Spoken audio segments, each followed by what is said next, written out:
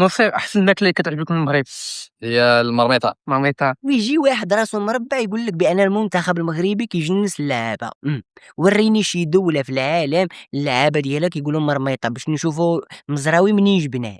قلت مزراوي هولندي، دابا هولنديين كيقولوا مرميطه، كيقولوا مرميطه الهولنديين. على دابا جاوبونا العرض الحساد، جاوبونا الحقاد والحساد. الواحد نصير مزراوي الجوكر، بدك يا ظهير ايمن بعطيك، بدك ظهير ايسر بعطيك، بدك قلب دفاع بعطيك. هذا اللي عمله بالامس، لعب ظهير ايسر وبعدين لعب قلب دفاع. كان رجل المباراه في رايي انا. نصير مزراوي او الشيخ مزراوي او الحاج مزراوي زي ما جواد بدة بيقول عليه. مزراوي ده يا جماعه تحسوا عنده فاهم قبول مش طبيعي، يعني مهما حاولت تكرهه مش هتعرف. جرب كده تكرهه مثلا مش هتعرف، استحاله.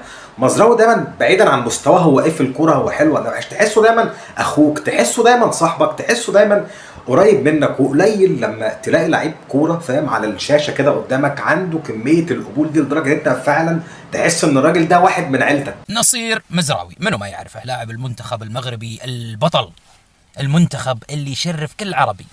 تخيلوا وش قالوا له، سألوه شنو أحلامك وكذا بعد كاس العالم. قال أنا بعد كاس العالم أقرر أعتزل وأحفظ القرآن الكريم وأتمنى أني أكون إمام مسجد. عنده كل ملذات الحياة، لكن تعلم أن الحياة بدون دين ما لها قيمة.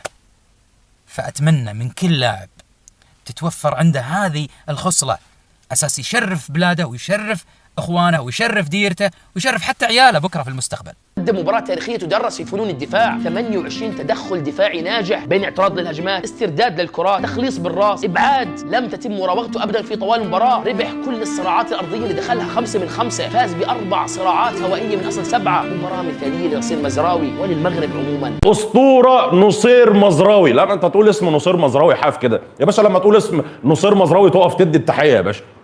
يا باشا نصير مزراوي الله اكبر، اللهم صل على النبي، اللهم صل على النبي، الله اكبر الله اكبر الله اكبر. ربنا يحفظك يا ابني، بسم الله ما شاء الله. اقسم بالله من احلى الحاجات اللي حصلت في تاريخ الكرة المغربية هي نصير مزراوي. والله العظيم نصير مزراوي واحدة من الماتشات اللي انا حسيت ان الراجل حرفيا لو لا قدر الله بيلعب برجله واحدة هيكمل لحد اخر ثانية وهيحاول لحد اخر ثانية. انا لازم ابدا الحلقه بالافتتاحيه لنصير مزراوي قبل ما ادي الكادر العريس الليله. بس نصير مزراوي يا جماعه لا لا لا لا لا، النهارده كميه كادرات ايقونيه في الدفاع، كادرات ايقونيه. الحاجه الوحيده اللي كانت مبوظاها هي ان المخرج ما بيفهمش كوره. الحاجه الوحيده اللي كانت مبوظه الكادرات الايقونيه بتاعت نصير مزراوي هو ان مخرج الماتش ما بيفهمش كوره. نصير مزراوي باشا تاريخي، باشا تحيه بالاهلي للغالي، تحيه بالاهلي للغالي، تحيه عسكريه يا باشا، تحيه عسكريه للملكيه المغربيه متمثله في نصير مزراوي. والله العظيم حاجه تشرف بشكل مش طبيعي، بسم الله ما شاء الله.